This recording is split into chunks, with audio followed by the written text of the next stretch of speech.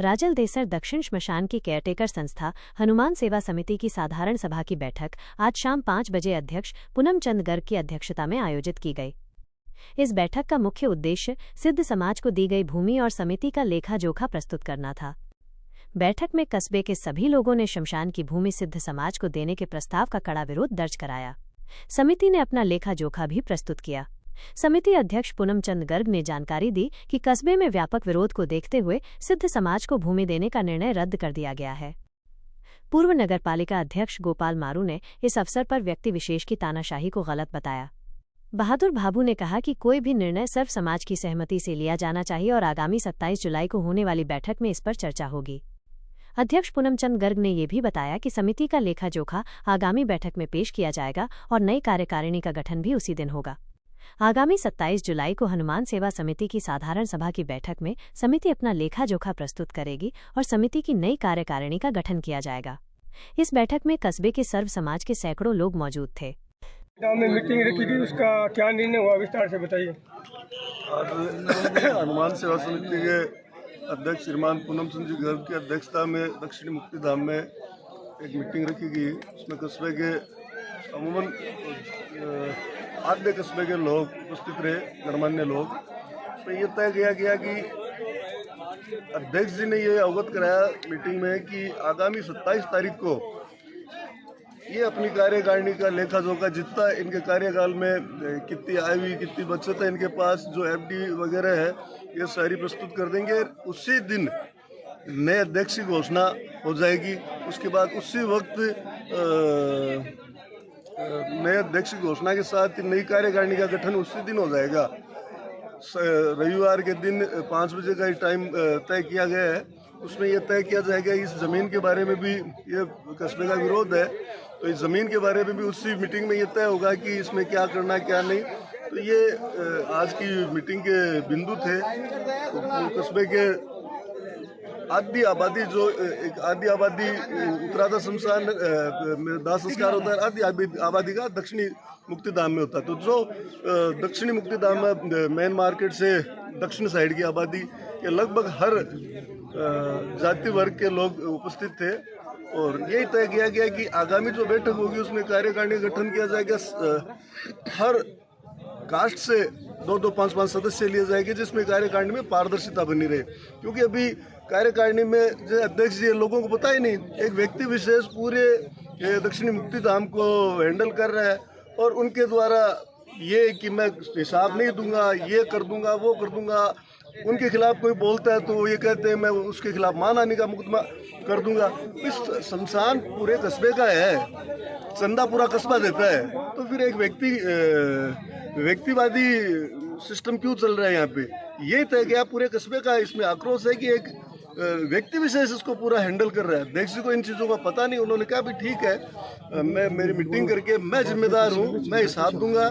और जो शमशान दक्षिणी शमशान में कोई एफडी वगैरह है, क्योंकि रजिस्टर्ड संस्था हनुमान सेवा समिति, वो भी ये कह रहे हैं कि हम प्रस्तुत करेंगे आपको जो पूरा कस्बा आएगा। उसी वक्त ये कह रहे हैं कि मैं रिजाइन कर दूंगा या इनको अध्यक्ष रखे। ये पूरे कस्बे का समाज का काम है, इनको अध्यक्ष रखे तो ठीक है, लेकिन ये अपनी भावना व्यक्त कर चुके हैं कि मैं मेरा हिसाब दे दूंगा, बाकी कस्बा तय करेगा क्या होगा। आगामी मीटिंग कब रखी गई है?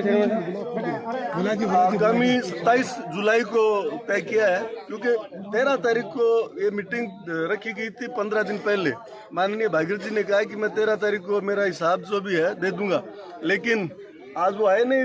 लेकिन हम उनको जानते ही नहीं है, क्योंकि हम तो अध्यक्ष जी को जानते हैं। अध्यक्ष जी आगे उन्होंने कह दिया कि हिसाब की जिम्मेदारी मेरी, मैं दूंगा हिसाब, और मीटिंग में तय होगा आगामी क्या रूपरेखा बनेगी दक्षिणी शमशान घाट या हनुमान सेवा समिति की, वो तय किया जाएगा 27 तारीख। धन्यवाद। आज मुक्तिधाम की मीटिंग में क्या निर्णय रखा गया, उसके बारे में बताइए। मुक्तिधाम की मीटिंग में आज राजलदेसर गांव के सर्व समाज के लोग हैं वो इकट्ठे हुए और उन्होंने ये निर्णय लिया है कि शमशान भूमि में जो अध्यक्ष है वो अपने आप अकेला निर्णय है वो नहीं ले सकता। सर्व समाज से, सर्व समाज की सहमति से मंत्री है वो अकेला निर्णय नहीं ले सकता। सर्व समाज की सहमति से निर्णय वो लेना चाहिए। अभी एक ज़मीन का विवाद हुआ है, उसमें गांव के लोगों ने आक्रोश जताया है कि अकेला मंत्री और अध्यक्ष इसका फैसला है वो नहीं ले सकता, सर्व समाज की सहमति से लेना चाहिए। आगे रणनीति ये रखी है कि हर समाज से 2-2, 4-4 या 5-5 सदस्य रखेंगे और होगा तो मंत्री अध्यक्ष भी अगर सहमति के हिसाब से चेंज होगा। और जो ज़मीन दी है उस पर अभी फैसला है, वो लोग भी कह रहे हैं कि भी ठीक है, वो अध्यक्ष जी मंत्री ने क्या नाम बागिर जी ने तो दे दी, बाकी हम सर्व समाज से आपसे निवेदन कर रहे हैं कि भाई हम ही यहाँ के बसीवान हैं, आप लोग हमें अगर देवो तो हम आपसे गुजारिश कर रहे हैं कि हमें भी यहाँ पर समाधि देने के लिए ज़मीन है वो दे दो। वो बागिर जी ने जो फैसला कर लिया वो उसकी गलती हो चाहे हमारी गलती हो, ये बात ये लोग कह रहे हैं।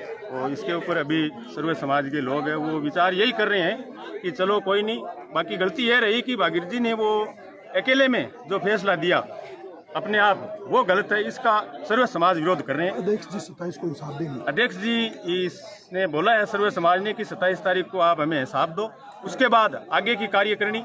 अध्यक्ष जी ने बोला है अध्यक्ष को हिसाब देंगे। हाँ, अध्यक्ष जी ने बोला है कि 27 तारीख को मैं हिसाब दूंगा और हिसाब देने के बाद में आगे की कार्यकारिणी है वो सर्व समाज है वो क्या करेंगे, क्या तय करेंगे, इसके बाद पता चलेगा। आगामी मीटिंग कब रखी गई है? 27 तारीख को बोल रहे हैं, 27 तारीख की आगामी मीटिंग है वो रखी गई है। धन्यवाद।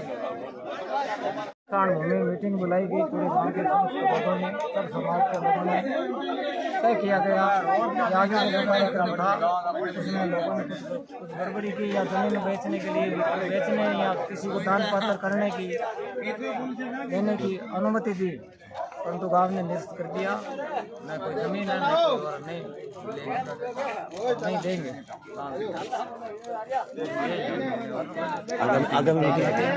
आगामी मीटिंग गांव के समस्त लोगों से तय किया 27 तारीख को मीटिंग बुलाई जाएगी, जिसमें अध्यक्ष कार्यकारिणी का चुनाव किया जाएगा। एक से